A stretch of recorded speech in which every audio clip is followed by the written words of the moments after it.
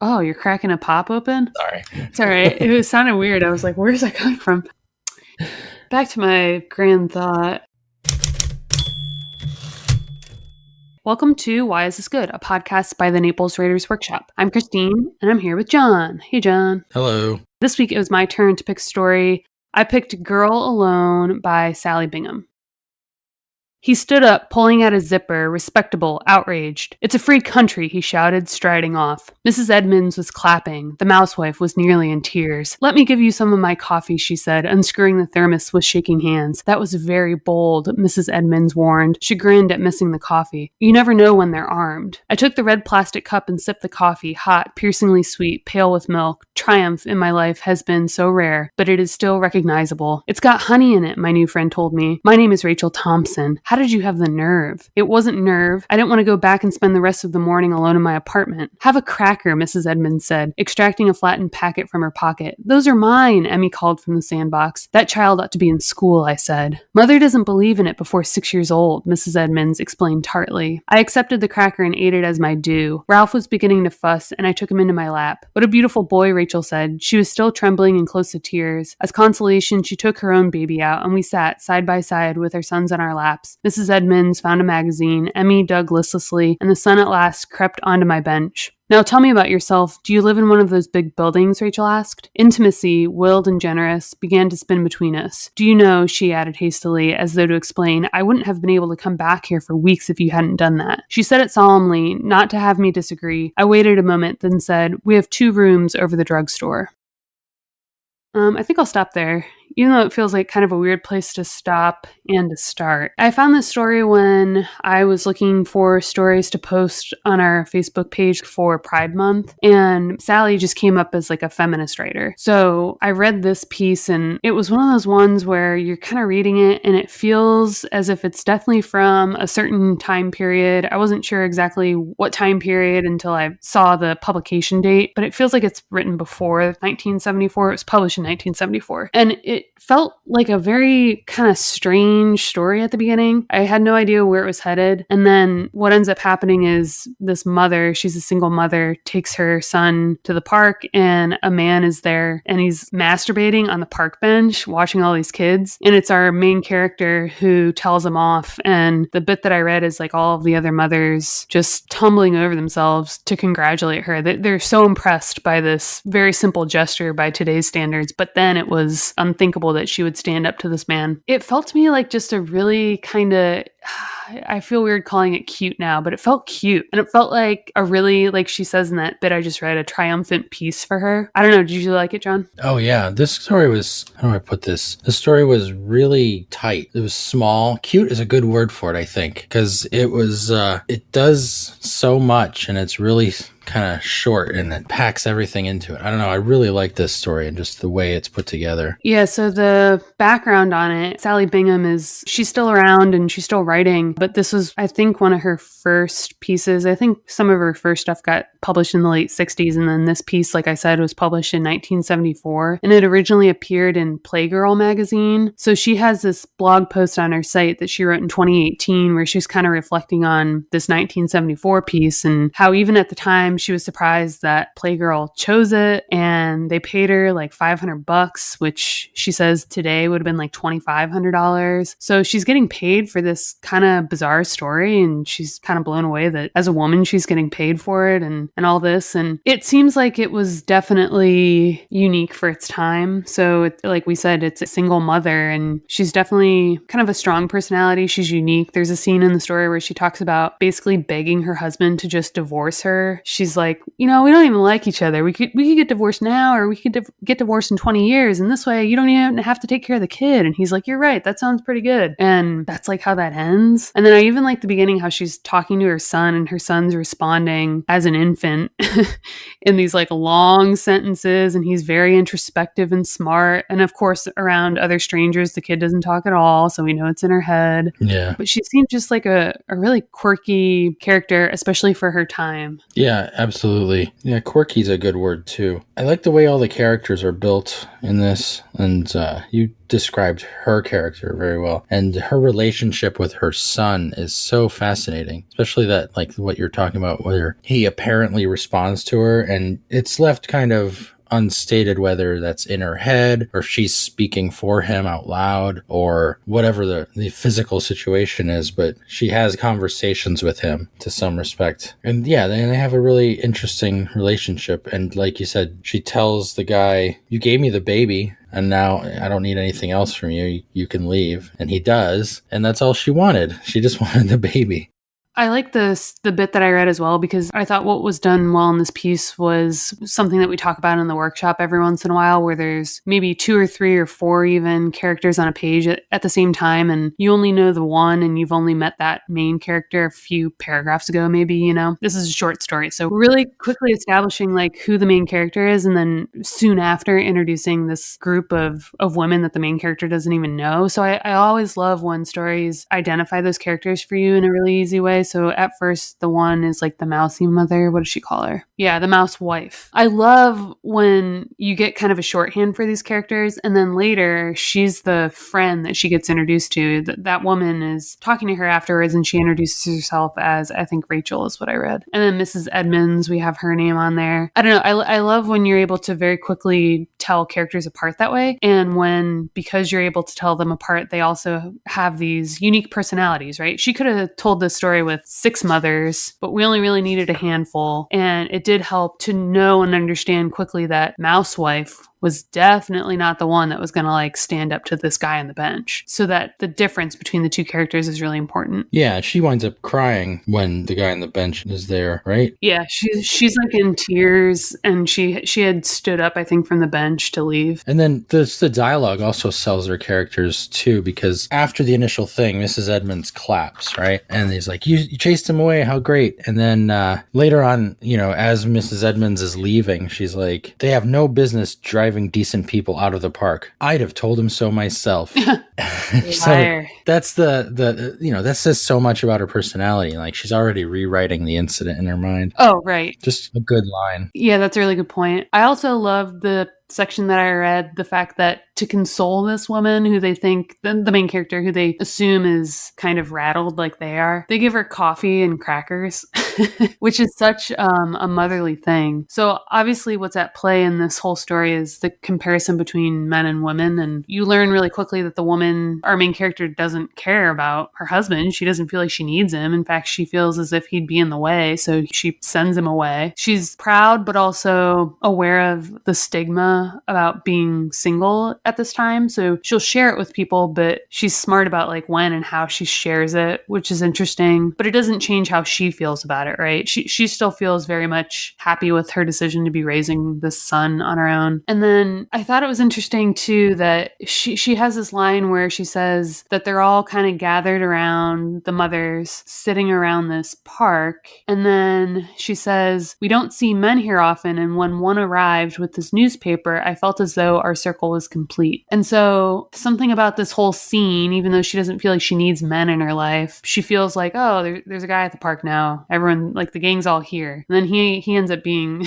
a pervert. But I thought it was also interesting when she starts talking with one of the wives, and I forget which one it is. She's talking about having a boy versus having a girl as her child. And she's saying like, maybe you'll have a second child. And she's like, oh no, like I just want a boy. I don't think I could handle a girl. And I thought that was so interesting given the whole context of the story. That was what I was hoping Sallie would have addressed in that blog post, because that was the one kind of point that stood out to me. I don't know if you noticed that or if it mattered to you. Oh yeah, I was about to comment on a line there in that section, because she asks her, boy or girl, I asked, craning to see inside the stroller. Boy, she sighed. We were both certain it would be a girl. I don't think I could take a girl, I confessed. Yeah, I feel the same way. Like feels like there's more there. She has such a negative relationship with every man that's in this story, except the drugstore assistant who like helps her out. At the very beginning, yeah. It's such a weird scene. Yeah, but the only other male person in this is the baby, and she has an interesting relationship with the baby, you know, the way she talks to it and the way she has the conversation with it. I feel like if spent more time and maybe we could pull something out of that conversation as kind of an explanation. But, right after that, she says, I don't think I could take a girl, I confessed. She gave me a deep look. Don't say that, you never know. This is my only child, I explained, so I can afford to be prejudiced. So is this one, but you never know, she warned me again, giving rise, in my mind, to visions of a wicked man ravishing her with girl seed.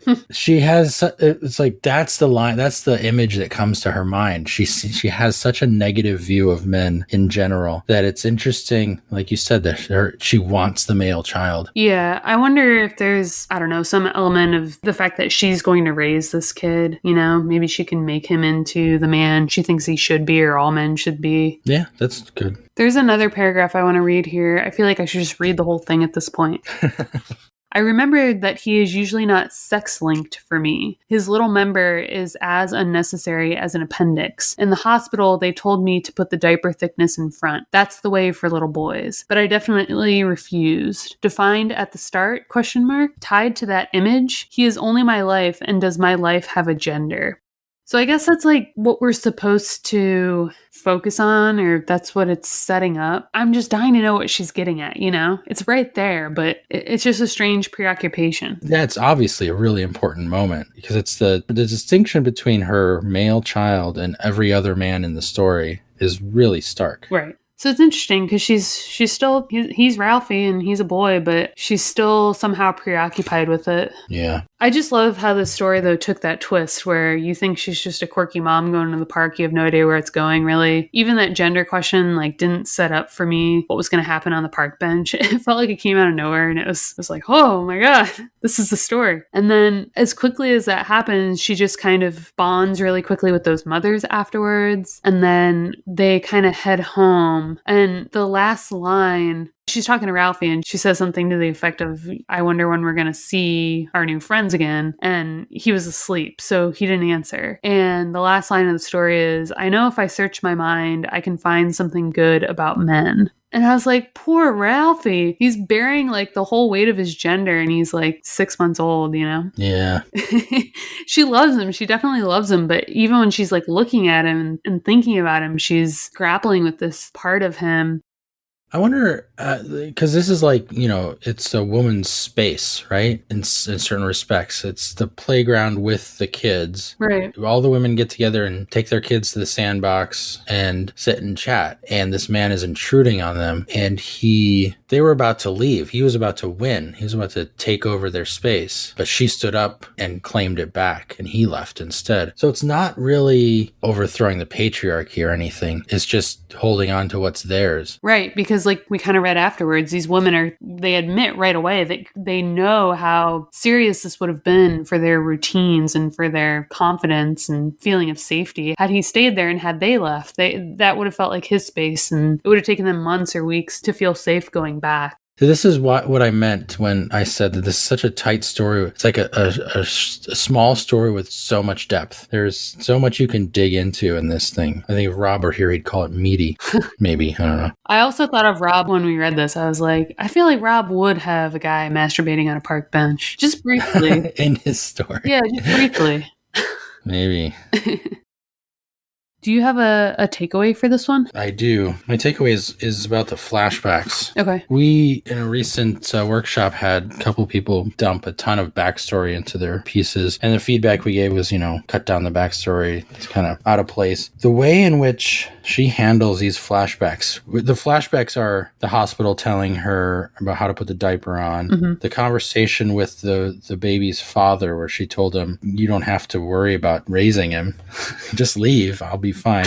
And then the interaction with the nurse where she just fell in love with this nurse who was such a helpful person to her. Those flashbacks are short. They're elicited by the current action. They answer a current narrative question, but they also reveal the character and set up the ending. They explore theme. They're so well done, these flashbacks. This is what background flashbacks are for in stories, is to give us the information that we need, but also set things up with that information and use those little flashback scenes to kind of propel the story forward at the same time as we're looking backwards. backwards. They're just really well done. So my takeaway is just thinking about flashbacks in that way. It's just like I talked about having a light touch in a previous episode. These are such a light touch of just like dipping in really quickly, doing 50 different things in like 5 lines, and then getting out of it. It's really nice. Yeah, I remember when we were talking about the stories that you mentioned in the group, and I think that is a common misconception with flashbacks. Like you said, it feels like setting up a space and time within your story to give an info dump, when really, like you said, it should be used only to forward the current story. And the things that are going to do that most quickly and most easily are the anecdotes that illuminate this overall theme. But the way you put it, to only flashback if you're going to move this forward. Like, we don't need to know what the character's upbringing was like or what town they grew up in, unless you're going to use this information somehow to tell us and give us context about this current scene. Yeah. Which everybody's always doing that with flashback. They always think that they're giving context, but I think that they think that they're giving context for the character and not for the story all the time. Yeah, that's a good way to put it. Because the character, you could talk about the character. You could write a character sketch that goes on for 50 pages and it'd just be boring. But if you're servicing the story, and a story has to have a sense of progress. So even a flashback, which is literally going backwards in time, has to progress the story. Thinking about it that way would really helps to, or should help decide whether or not the flashback is necessary and how much of it is necessary, how much of it you can leave in once you've written it. Yeah. Cut it to the bone. She also does a really good job of, she has a couple separate flashbacks and they're not chronological. So we don't get the flashback to the birth until like a third of the way down. By then she's kind of told us a little bit about her husband and all that other backstory. So I think that's another kind of pitfall when we do flashbacks is, okay, I'm going to do a flashback and I'm going to tell you as much as I can right now. And then I have to get back to the story. But you could do it this way too, where you give a little information here and there. It doesn't have to be chronological. It doesn't have to be, now let me go to the very beginning. It can be kind of this felt stream of consciousness. Like, she mentions the birth because I think something about what she's talking about in that moment, in the present moment, reminds her of that specifically. Yeah, exactly. I mean, the whole beginning, it's like, why is this woman a single mother? So she has to address that in some way. I don't know. It is set up that way. So you're kind of wondering, what did happen to the father? And so that question gets answered, but at the same time, the way she talks to the father sets up the way she's going to talk to these women at the end, and that guy on the bench at the end. It kind of establishes who she is for that moment that's coming. And we don't know that at the time, but because it's already answering a question that we've raised in our mind, we're willing to sit through it, get that information, so that when the scene happens later, we're like, oh yeah, it all connects. Right. They're priming you so that you can appreciate that ending. Yeah. And that's what all of these kind of flashbacks should do. They should just contextualize everything for that greater theme. Yes. So my takeaway, and it's not a major one, but it's personally helpful to me. I love how this scene with the guy on the park bench is only like 4 paragraphs. And by paragraphs, I mean like maybe 10 sentences. It's extremely brief. Yeah. And as soon as it's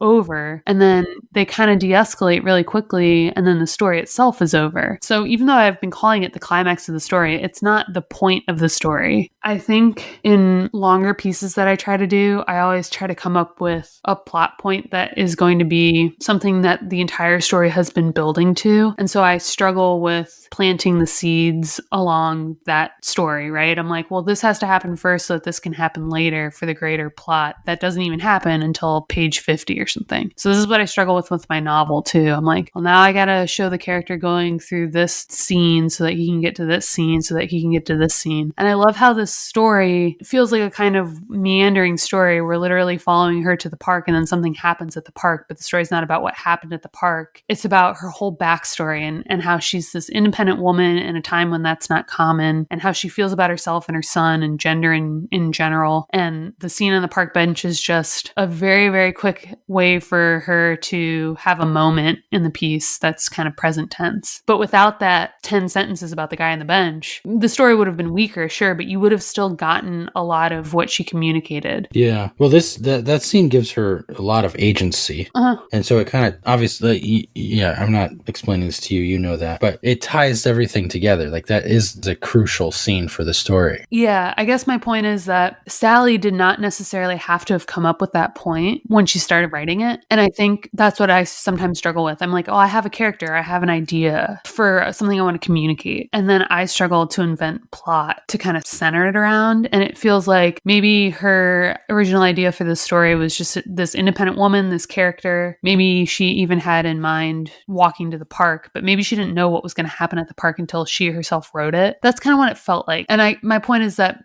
that's the climax, but we didn't build to it by watching the guy walk to the park. Yeah. He just appeared. He was just dropped into the story, it felt like. Yeah, absolutely. In the beginning of all this, I said this is such a tight story, and I think that's exactly what you're dissecting, is that everything that is in there is just tightly packed, right? It doesn't have to be 6 pages long. Yeah, she did it so quickly. She didn't linger. We didn't go into like crazy detail. And yet I will remember the way she described this guy on the park bench because it was gross and you should read it yourself. Yeah, whether or not she had it planned, I think is, that's an interesting question. Because everything does lead to that point. If she didn't know exactly what was going to happen, she had to know something like this was going to happen. Right. Something was going to happen that threatened the female space, and the character would have to take an action to reclaim it. Right. I don't think this thoroughly about stuff when I go to write it. So it's easier for me to be like, oh, she just dropped something in there. Or she was writing it and she discovered that this was a possibility. But I like that you can literally have something come out of thin air in the story itself, even if you've expertly aligned it to illustrate whatever point you want to make. But it can just come out of nowhere. It doesn't have to be that the whole story was building to this. Yeah, that's right. I mean, the specifics can be out of nowhere, but the theme is obviously there. Well, is there anything else you'd like to add to this one? There's a paragraph that's back and forth dialogue without any paragraph breaks. How do you feel about that? I think it works so well. I don't know how she did it, but it's really well done. The fact that you're mentioning it and I can't picture where it's at tells me that it was done well. There you go. Because I didn't notice and I understood everything about this piece. Oh, I see it. Yep, I see it. Yeah, it's when the mother, or when she and the father are talking, and it's just back and forth. Very good. Well, thanks, guys. If you enjoyed this episode, consider subscribing to our monthly newsletter at our website, napleswritersworkshop.com. And for daily writing tips, industry news, and great short fiction, join our Facebook group at facebook.com/groups/Naples Writers Workshop.